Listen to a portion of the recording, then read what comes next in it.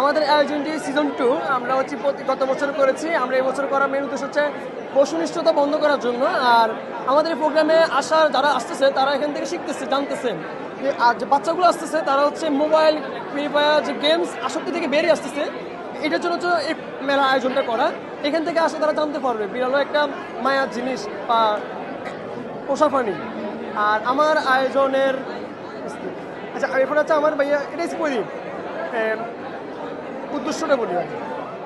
আমাদের এখানে হচ্ছে যে আমরা বিড়ালের রেড গালিচা রেড কার্পেট যে র্যাম্প শো আমরা সেটা করেছি। এটার কারণ উদ্দেশ্য হচ্ছে শুধু মানুষের রেড কার্পেটে হাঁটে, আমরা চিন্তা ভাবনা করছি যে বিড়ালকে আমরা রেড কার্পেটে হাঁটাবো।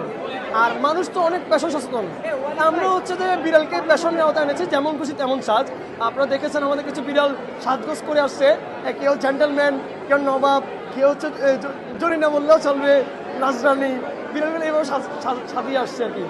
আর মানুষের প্রতি মানুষের ভালোবাসা আছে, কিন্তু পশুর প্রতি ভালোবাসা নাই। আজকে এই মেলা থেকে হচ্ছে যে পশুর প্রতি একটা ভালোবাসা তৈরি হবে, এই জন্যই মেলার আয়োজনটা আরো উৎপন্ন করেন।